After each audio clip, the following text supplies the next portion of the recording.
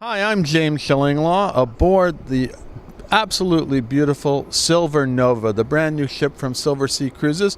We're actually on the pool deck, which we're going to talk about. It's very revolutionary. And I'm here with Roberto Bruzzoni, who's the Senior Vice President of Marine Operations. So maybe he knows a few things about this ship and how it was built. We're going to talk to him about the really beautiful features of this vessel and what you can tell your clients about how to get the perfect cruise on board. And this is Insider Travel Report.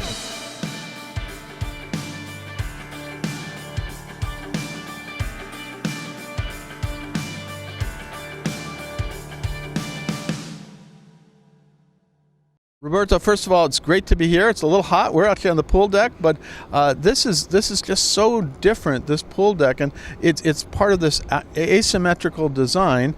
And we were talking earlier. I said I have this feeling I want to move the smokestack to the middle and put that, whatever that is, in the middle as well. But no, it actually works this way, and we're in a pool deck that feels more like a resort pool deck, right?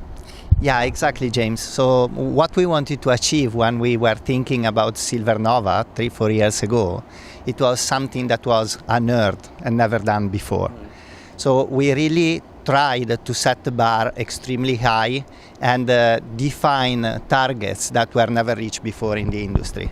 This asymmetrical design is something that has never been seen before. Well, this is really, as we said, what were the challenges in really going to create this revolutionary design? I mean, you had probably shipbuilders in Meyer Werft that never really done something like this, right? The moment you set the bar so high, you know that you are set to face challenges. I mean, there are no prototype design that have no challenges. And of course, by setting this target in terms of sustainability and this completely revolutionary design in terms of asymmetrical structure, we knew and we were ready to face challenges. On top of this, the pandemic kicked in the middle of the project, and that impacted... A minor crisis, right? Yeah, and that impacted quite a bit on the operational side of the shipyard, making things even more complicated. I would say that probably the two biggest challenges have been achieving the sustainability targets that, as I said, were setting Silver Nova to be one of the most sustainable vessels in the industry, and this asymmetrical design, that is something no naval architect before has ever thought about it. So normally, as you know, all vessels are exactly the same, port and starboard side. Here, as you can see, it is not the case. It is not, and again, they have a wonderful new restaurant that's in back of the stack here, but this design carries through down to the lower decks where you kind of have all your accommodations. The main hallway is on the port side of the vessel, right? You got to get used to that. Yeah. I mean, the elevator, you have one bank of elevator, panoramic elevator facing the sea on the port side, and one on the starboard. That's symmetrical. I'm sorry. That's symmetrical. It's symmetrical, but asymmetrical. It is a very different. Normally you have these banks of elevators in the center of the ship at different points.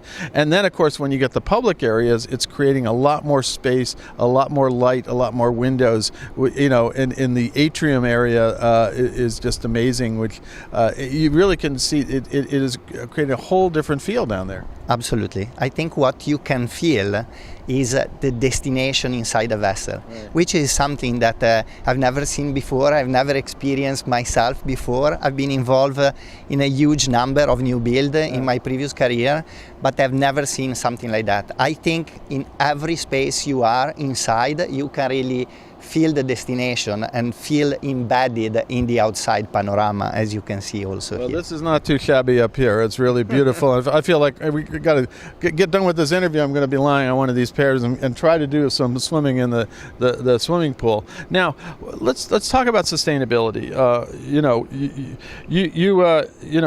What is how is this propulsion system for this vessel more sustainable? I mean, as I was saying before, already at the first design phases, we wanted Silver Nova to be one of the most sustainable vessels in the industry. So we looked at whatever was existing and whatever was to be developed in order to achieve this target. So I would say the main characteristic of the vessel is that she has dual fuel engine that are able to burn liquefied natural gas and MGO. As we know, the liquefied natural gas today is the cleanest fossil fuel available in large scale, And I don't know if you noticed, but for example, yesterday when we were in port, you could see our beautiful funnel with no smoke at all, because we were burning LNG in port. On top of this, we wanted to increase and create a multi-hybrid system. So we have a battery bank that is supporting the power network with peak shaving. In other words, if you have a sudden request of power, for example, you switch on a bow thruster because you want to maneuver, on a normal vessel, one of the main generator is possibly kicking in. Instead here, the batteries are taking this peak of power and flattening down without the need of putting another generator on. Oh, wow. Of course, this improves efficiency and reduce emission. There are many other features on this vessel in that respect. We have a shore power connection that allow us, when the facility are available in port, to connect to the shoreside network and have zero emission while in port. We have a micro gasification system that is of a complete new design and allow us to burn waste producing energy. And also, we have a super optimized hydrodynamic design that allows to reduce the emission and the fuel consumption, improving efficiency quite a lot. So even if there is some, it sort of filters out. It's all filtered through, right? Exactly, So, exactly. Now, we're talking about the beauty of this asymmetrical design, but are there operational benefits that you have for this design, not just for the beauty and the aesthetic? Right? Of course. I think one aspect is the aesthetic and the openness to the destination, but there are also operational benefits. Like, for example, the flow of the passengers on board is completely different, and it allows... It's those crowded hallways. These hallways are so wide. I mean, you go down to some of the restaurant decks, and I feel they should have something else here. It's just beautiful because there's no... And not to say the passageways for the cabins and the suites. Absolutely. And this allows a utilization of space in a different way. I mean, this pool deck is something that you have never seen. I mean, it's completely facing the panorama. It's like to be on a hill where you have a panorama that is changing every day. And we can utilize the area for the sun, we can utilize the beautiful bar, and as you were mentioning before, this gave us the possibility of creating a fantastic outside venue, which is the Marquee, where you can eat. I've been there a couple times there, and it is a beautiful outdoor venue. There are places for shade, but it is really something I've never seen on a Silversea ship before. Absolutely. And in the Marquee, you can have breakfast, lunch, and dinner. So it's also a very variable and multiple offer. Absolutely. Now, I know you're giving a tour of the basically the below decks, the crew quarters and the propulsion system. I hear that the crew quarters are pretty special as well, right? Absolutely. This was one of the characteristics that we want to enhance and bring to a completely different level compared to what is in the industry and to the rest of our fleet. So we know that our crew is the core of our success. Right. It is thanks to them that we are able to deliver unforgettable experience in luxury. And so we wanted to offer to them something that was never seen before. On this vessel we have fantastic crew public areas that are fully dedicated to them. We have a super nice 70 square meter crew day room when people can relax, play, connect, call their home.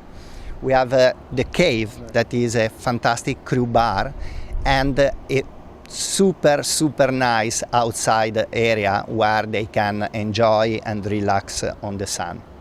We also created a very large gym. I think she is so beautiful that can compete with many guest gyms that we see in the industry. And we have also a small crew spa with a steam, sauna, and relaxing I was chair. joking with my butler. I said, you have a spa down there. And he's, oh, no, we don't have a spa. But now I got to go back and wait a minute. You do have a spa. I heard this from the man. So I got to see. You will see it today. It's an amazing space. No, that's amazing. So the crew can be pretty comfortable here. So it must be, big in demand to come and be a member of the crew here. Right? Absolutely. And during our tour today, I think you will be able to appreciate how much volume is also present in the crew area, which is something unheard. More space again more space for guests, more space. And this I think it's 728 capacity for guests, 728. which is more than you've ever had. But boy, it does not feel it. No, absolutely. I mean, the nice thing with this design is that people can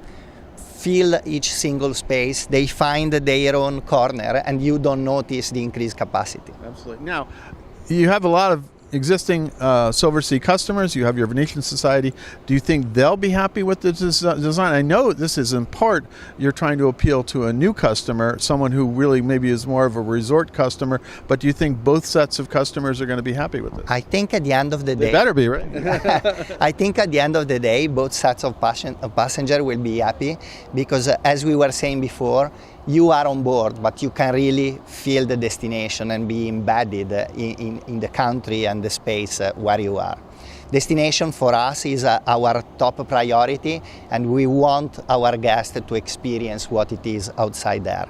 Naturally, there will be some resistance from our existing passenger, I believe. All these classic cruise people, What you were saying before, I mean, you wanted to move the funnel to the Can we do that later? Can we just move it now? We can try it.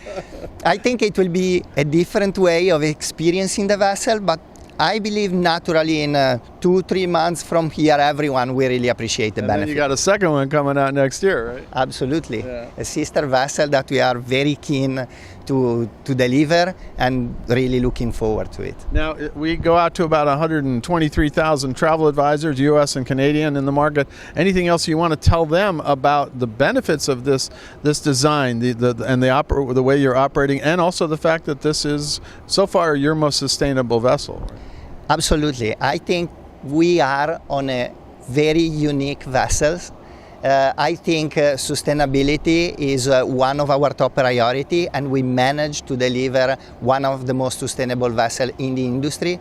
And this asymmetrical design is something that needs to be seen. So invite as many people as you can to experience this fantastic layout, this new general arrangement, and enjoy all our venues and our beautiful service. Well, Roberto, I'm looking forward to the tour this afternoon because I've done some crew quarter, tours in the past, but it sounds like this one, maybe I'll just move in. It sounds like it's a pretty good place. You will be surprised. I think we reached very, very high standards in the crew area, and you will be surprised. I will be curious to hear your opinion later today. I'm sure. Well, we'll see that later, and you'll see some of that footage as well. Anyway, Roberto, again, thanks. I'm James Shillinglaw, once again, aboard Silver Nova, and this is my last day, sadly, because I have to go back to the States after touring around here. But yeah, please send your clients on Silver Nova. They're going to see something completely different, something out of the box for cruising. And you'll hear it, you see it first on Insider Travel Report.